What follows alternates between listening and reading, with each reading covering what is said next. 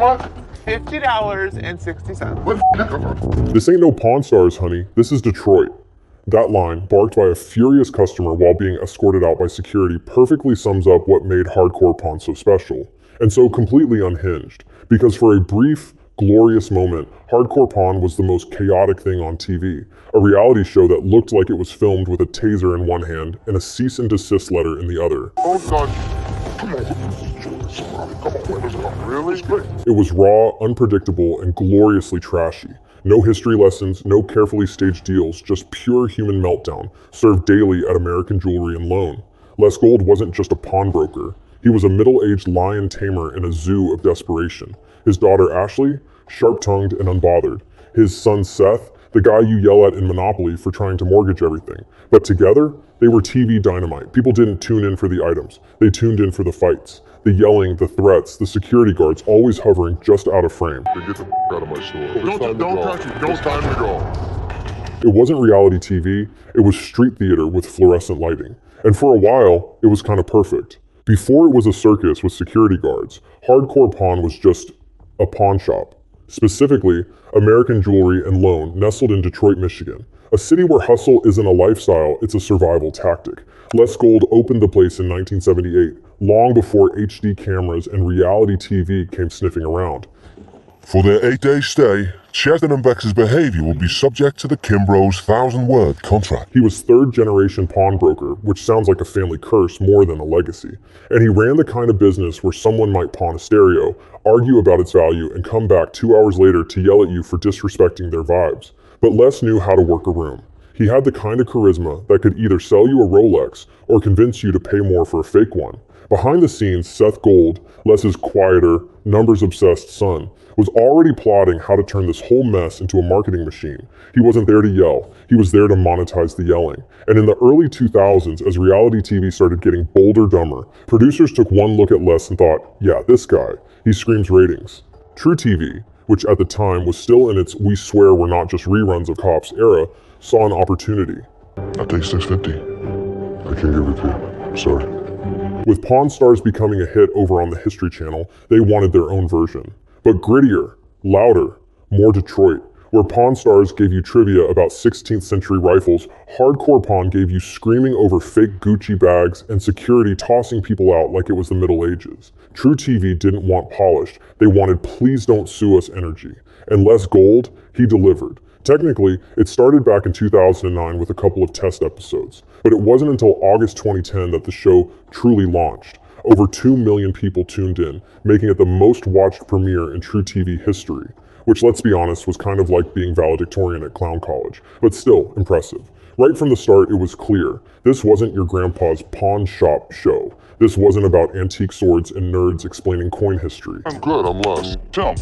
So what brings you around then? Authentic graveyarder. This was a show where someone tried to trade a live snake for a microwave, where arguments escalated faster than a Reddit thread about pineapple on pizza. And America ate it up. The first episode pulled in more than 2 million viewers, a record for True TV. Les became a minor celebrity. The store became a tourist attraction. Suddenly, American Jewelry and Loan wasn't just a pawn shop, it was Disneyland for dysfunctional capitalism. Tourists from Italy to India lined up, hoping Ashley would roast them in person.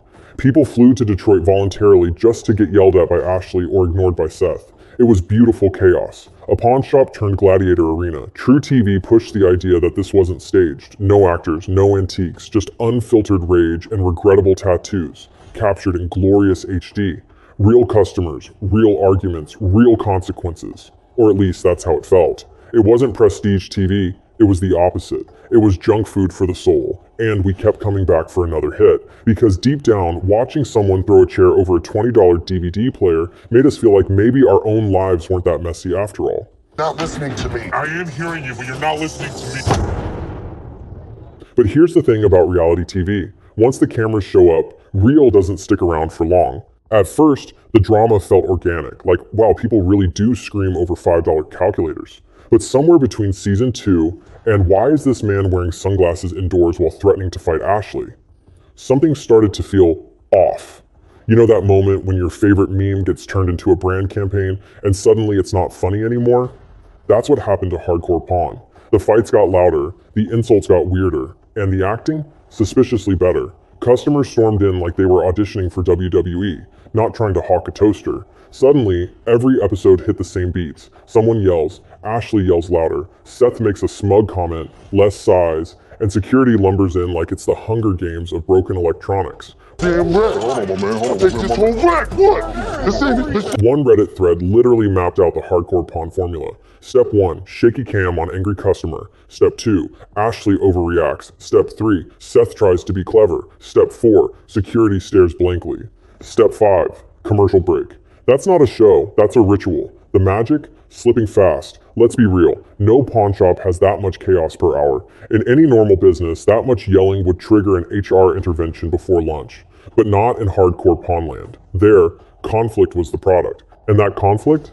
It often had a familiar face. Critics started pointing out how the show's most explosive scenes always seemed to feature the same kind of customer, loud, angry, and visibly struggling, while the calm, reasonable voices were almost always wearing Rolexes behind the counter. Then came the questions. Reddit lit up with suspicion. YouTube exploded with titles like Hardcore Pawn is faker than my ex's promises. People dissected episodes like they were analyzing JFK footage. See that guy? He hesitates before throwing the chair. Classic amateur improv.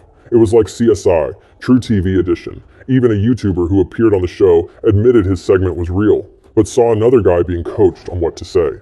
to speak with somebody else because you irritate me flat out.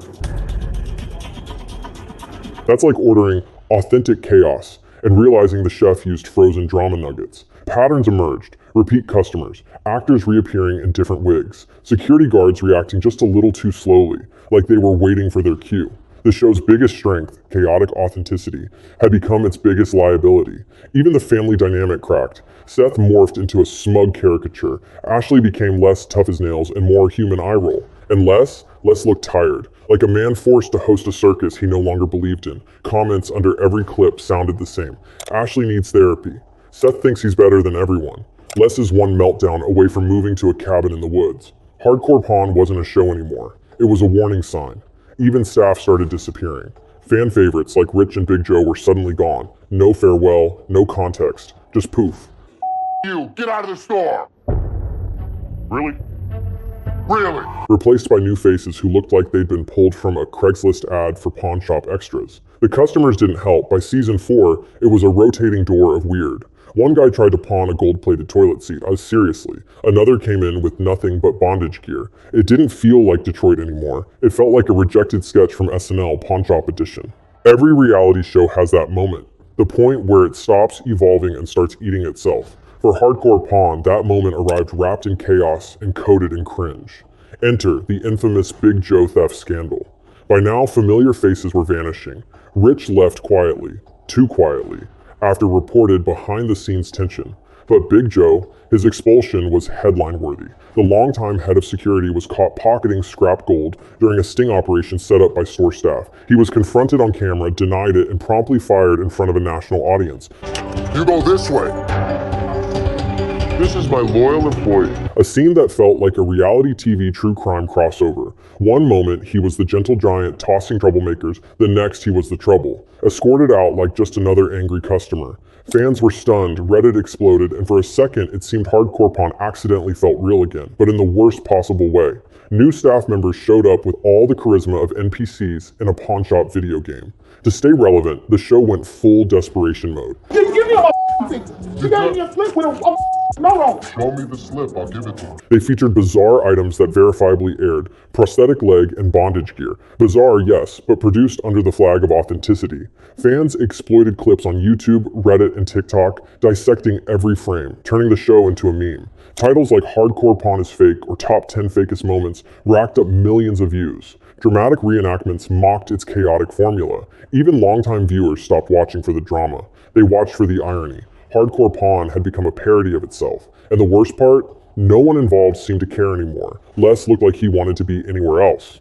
Ashley recycled the same 5 comebacks. Seth blinked through scenes like a man buffering in real life. They weren't characters. They were leftovers. Then, off camera, Ashley was done. After the final season wrapped, she left the pawn shop and reality TV entirely. She later said the constant stress and endless repetition were taking a serious toll on her health. Even the show's chaos queen had reached her limit. So 6.5 years ago, I stepped away and I started a line called Pawn Chick Shopping. And then one day, it was just gone. No finale, no farewell special, not even a lazy clip show. truTV just ghosted the entire franchise like a bad Tinder date. New episodes stopped, no one asked why. There was a final episode, sure, but no one knew it was final. No send-off, no closure, just silence. Even the network seemed over it. truTV rebranded itself around 2014. No more pawn shop rage, just prank shows and comedy. It's not one of my gloves. I'm gonna get in, like, get it home, you know, you clean. Yeah. You know how it is when you get in. Hardcore Pawn didn't get canceled. It got quietly left behind like a forgotten TV remote, still technically working, but no one wants to touch it. By the time Hardcore Pawn limped into its later seasons, it had turned into the TV equivalent of a microwaved Big Mac. Technically the same thing, but soggy, bland, and full of regret. The chaos didn't feel raw anymore. It felt choreographed. The so-called customers came in delivering performances like they'd just finished a 2-week improv course at the local community center. Oh, no, this is bull. You see that big old line? How about you go wait in that line? One guy tried to sell a snowmobile in the middle of summer, indoors. No explanation, just vibes. And the fights? Oh God, the fights. They weren't even arguments anymore, just noise. Everyone screamed, no one listened. Every episode had to end with someone getting escorted out like truTV had a secret deal with a security company. It wasn't tension, it was a tantrum with lighting. Editing resorted to jarring jump cuts and overdone zoom-ins, all to intoxicate the viewer into chaos. Seth's entire personality became reaction shots. Confused blinking, smug blinking, disappointed blinking, a whole spectrum of silence. No one cared about the items anymore. The negotiations became filler. It was a conflict machine. A screaming contest dressed as a business. Everything's slower at the front and it's starting to make me insane. There was no evolution, no narrative, no payoff, just recycled drama in a loop so tight it could be copy-pasted. Les didn't learn. Ashley didn't change. Seth didn't grow, unless becoming more punchable counts. It was a show stuck in time, like a rerun that didn't know it was over. Reality TV moved on. truTV pivoted to pranks, stunts, and relatable comedy. Pawn shows were the skinny jeans of cable. Suddenly, no one would admit they ever liked them. It was a 9-season infomercial with the emotional depth of a toaster warranty. Les got the exposure, Seth got the foot traffic, and when the cameras vanished, business just kept going, like the show had been a fever dream we all imagined together. So, can Hardcore Pawn be saved? Well, let's put it this way.